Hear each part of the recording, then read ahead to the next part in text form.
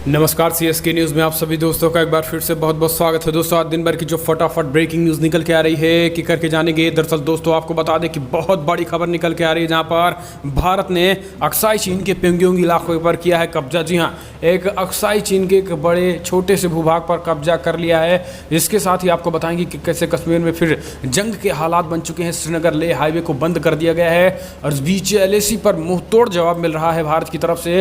वहीं चीन की तैयारियों पर टेक्नोलॉजी धरी रह गई। भारतीय जवानों ने ऊंची चोटी पर फहरा दिया है तिरंगा। जानेंगे इसके बारे में। और उस बीच भारत चीन सैन्य तनाव के बीच फिर से अमेरिका का आया बड़ा बयान। बोले अब ड्रैगन की खैर नहीं है।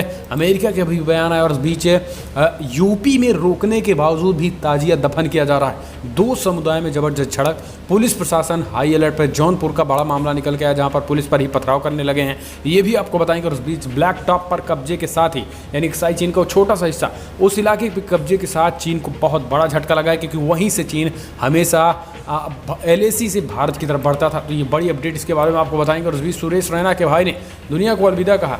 CSK का साथ छोड़ लौटे खिलाड़ी ने पुलिस की मदद की अपील। जी हाँ, आपको बताएं कैसे CSK पर सुरेश रैना पर आफत आन पड़ी है। वहीं बिहार चुनाव को लेकर भी बड़ी अपडेट आई है। आखिर मीडिया पर क्यों भड़क गई रिया चक्रवर्ती, दर्ज करा दी FIR, इनके बारे में आपको बताएंगे। सब कुछ खबरें जानेंगे सुशांत केस को लेकर और लद्दाख में क्या कुछ चल रहा है। शिवसेना ने क्या कुछ बड़ा बयान दिया है। NSA वाले कफील खान पर क्या हुआ है, एक एक करके जानेंगे। लेकिन उससे पहले छोटा सा निवेदन, अगर आपने चैनल को अभी तक सब्सक्राइब नहीं किया तो प्लीज़ सब्सक्राइब की लाल बटन दबाकर चैनल को सब्सक्राइब करें। और अगर आप भी मानते हैं कि मोदी सरकार न केवल कोविड-19 से निपटने में भी सफल होगी, बल्कि देश की विदेश नीति भी PM मोदी और देश के दुश्मनों को भी मुंहतोड़ जवाब PM मोदी के नेतृत्व में मिलेगा।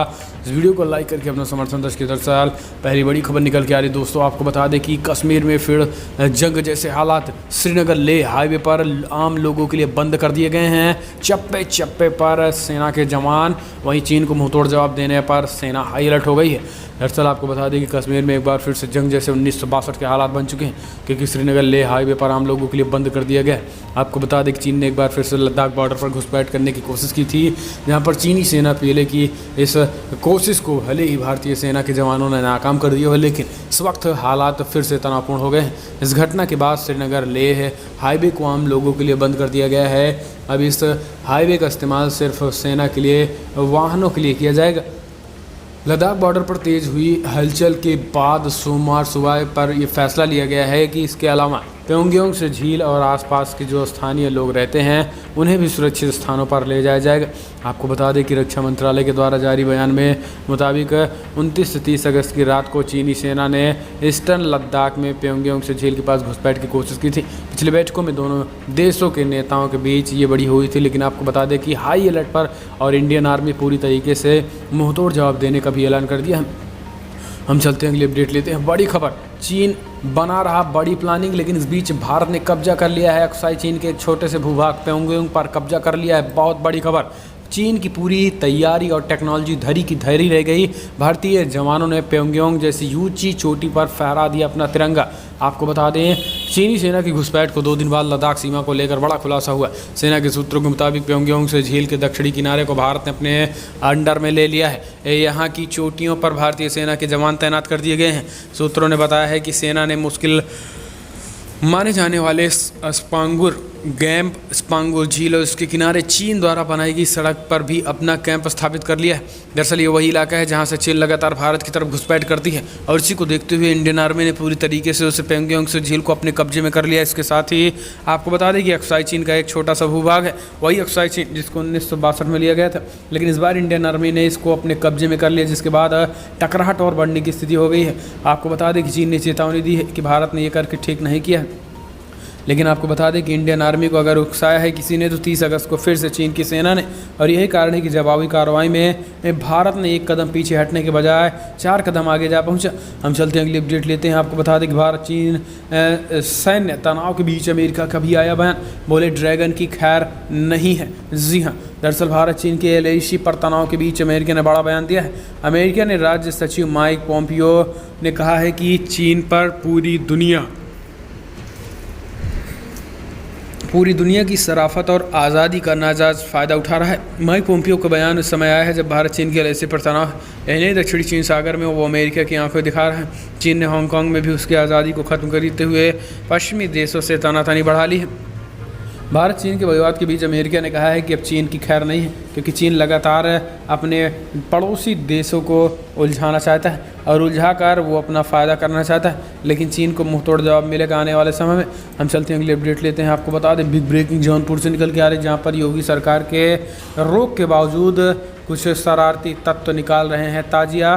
पुलिस प्रशासन पर भी किया है पथराव। जी हाँ, आपको बता दें कि जौनपुर से ये मामला निकल के आ रहा है। नगर कोतवाली क्षेत्र स्थित बेगमगंज में सोमवार को लॉकडाउन में ताजिया जुलूस निकालने को लेकर पुलिस और शेर समुदाय के लोगों में जबरदस्त झड़प हो गई। जुलूस रोके जाने के विरोध में महिलाएं सड़क पर बैठकर मातम करने लगी। ताजिया दफनाने के बाद मामला शांत हुआ। पुलिस ने 300 लोगों के खिलाफ एक मुकदमा दर्ज कर लिया है। आपको बता दें कि लॉकडाउन में ताजिया का जुलूस निकालने को लेकर यूपी में प्रतिबंध लगा है। इसके बावजूद भी कुछ लोग घरों में स्थापित ताजिया कर रहे हैं, तो कुछ लोग सड़क पर भी निकाल रहे हैं। और इसी को देखते हुए फिलहाल पुलिस प्रशासन जब रोकने गई तो उन पर ही पथराव होना शुरू हो गया। हम चलते हैं अगली अपडेट लेते हैं। बड़ी अपडेट निकल के आ रही है दोस्तों। आपको बता दें कि बिहार चुनाव में राजस्व में ज़बरदस्त फूट हो रही है। लालू यादव के बेहद खास 3 और विधायक जेडीयू में हो गए हैं शामिल। विधायक प्रेम चौधरी, महेश्वर यादव और अशोक कुमार सिंधिया राय, फराज फातमी, जयवर्धना यादव जैसे कद्दावर चेहरे के आरजेडी और जेडीयू में गए हैं। इससे पहले 5 आरजेडी के ही 5 एमएलसी दिलीप राय, राधा चरण सिंह, संजय प्रसाद, कमरे आलम और रणविजय सिंह भी पाला बदल चुके हैं और इस बीच जेडीयू का दामन थाम चुके हैं। बड़ी खबर यह है कि लगातार आरजेडी में भगदड़ मच चुकी है और यही कारण है कि कल जेडीयू के एक बड़े नेता ने स्पष्ट तरीके से कहा था कि आरजेडी अगर ताला खोल दे तो आरजेडी पूरी तरीके से धाराशायी हो जाएगी। हम चलते हैं अगली अपडेट लेते हैं। सुरेश रैना के फूफा की भी मौत, उनके फूफा के बेटे की भी हुई मौत। जी हाँ, आपको बता दें कि लूट और हमला हुई थी। पंजाब के मुख्यमंत्री से विवाद की है। दरअसल चेन्नई सुपर किंग के साथ छोड़ भारत लौटे सुरेश रैना को लेकर कई तरह की बातें चल रही हैं। इस बीच रैना ने मंगलवार को ट्वीट करके पंजाब के मुख्यमंत्री कैप्टन अमरिंदर सिंह और पंजाब पुलिस से मदद की अपील की है। रैना ने लिखा है कि पंजाब में मेरे परिवार के साथ जो हुआ वो भयानक से भी परे था। मेरे फूफा की उसी समय मौत हो गई थी। मेरी बुआ, मेरे चचेरे भाइयों को भी गंभीर चोटें आई हैं। दुर्भाग्य से ज़िंदगी में संघर्ष करते हुए बीती रात मेरे भाई ने भी दुनिया को अलविदा कह दिया। मेरी बुआ की अभी भी हालत गंभीर बनी हुई है। दूसरे ट्वीट में उन्होंने लिखा है कि क्या था उस रात। मैं पंजाब पुलिस से अपील करता हूं कि इस मामले को देखें और ये जानने का हक तो रखते ही हैं कि उनके साथ ये किसने किया और जिसने भी किया होगा ये अपराधीकृत, उसके खिलाफ कड़ी से कड़ी कार्रवाई, उसको छोड़ा जाना नहीं चाहिए। सुरेश रैना ने ये मांग की है। आखिर उस रात क्या हुआ इसको भी जानना चाहते हैं। हम चलते हैं अगली अपडेट। मीडिया के खिलाफ रिया चक्रवर्ती ने दर्ज करवाई शिकायत। ईडी के समन पर वकील का बड़ा बयान। सुशांत सिंह सुसाइड केस के मामले में रिया चक्रवर्ती से बीते कई दिनों में पूछताछ की जा रही है। इस बीच मीडिया से परेशान होकर रिया मुंबई पुलिस के पास पहुंच गई। रिया से बवाल करने के लिए उनके घर के पास काफ़ी मीडिया कर्मी मौजूद थे। इसके बाद उनको परिवार को समस्या हो रही थी और उसी को देखते हुए मीडिया के जमावड़े के खिलाफ मुंबई पुलिस में शिकायत दर्ज करवाई है। रिया चक्रवर्ती से सवाल पूछ रही मीडिया को लेकर अब मीडिया के खिलाफ ही FIR दर्ज कराने पहुँच गई है रिया चक्रवर्ती। हम चलते हैं अगली अपडेट लेते हैं। ब्लैक टॉक पर कब्जे के साथ ही सेना ने उखाड़ दिए चीनी के कैमरे और सर्विलांस सिस्टम। जी हाँ, चीन को तगड़ा झटका। भारतीय सेना ने line of actual control LAC पर चीनी साजिश को नाकाम करने के साथ ही ब्लैक टॉप पोस्ट पर कब्जा कर लिया है। 29-30 अगस्त की रात को चीनी सेना की घुसपैठ की कोशिश को भी नाकाम करते हुए इंडियन आर्मी ने अपनी लाल आंख दिखाकर चीन को पूरी तरीके से धाराशायी करते हुए 4 कदम और बढ़ा दिया है। हम चलते हैं अगली अपडेट लेते हैं। आपको बता दें, शिवसेना ने कहा कांग्रेस में ऐसा कोई नेता नहीं जो प्रधानमंत्री मोदी के सामने टिक सके। शिवसेना ने कहा है कि राहुल गांधी को अध्यक्ष बनाने से रोकने पर कांग्रेस समाप्त हो जाएगी। शिवसेना के मुखपत्र सामना में लिखा है कि लेख पार्टी में संजय राउत ने कहा है कि कांग्रेस में ऐसा कोई नेता नहीं जो प्रधानमंत्री मोदी को टक्कर दे सके। कांग्रेस के पूर्णकालिक अध्यक्ष जो मैदान में सक्रिय रहे और पार्टी कार्यालय में भी दिखे की नियुक्ति को लेकर सोनिया गांधी को 23 कांग्रेस नेताओं द्वारा लिखे गए पत्र का जिक्र करते हुए शिवसेना ने आश्चर्य जताया। उन्हें सक्रिय होने में कौन रोक रहा है। राहुल ने कहा है कि पार्टी का कमान संभालने को रोकने पर पार्टी विलुप्त हो जाएगी। राहुल गांधी परिवार के बाहर का व्यक्ति कांग्रेस अध्यक्ष बने तो ये अच्छा आइडिया है, लेकिन उन 23 नेताओं में अध्यक्ष बनने की क्षमता नहीं है। गौरतलब है कि शिवसेना महाराष्ट्र में NCP और कांग्रेस के साथ मिलकर सरकार चला रहे हैं।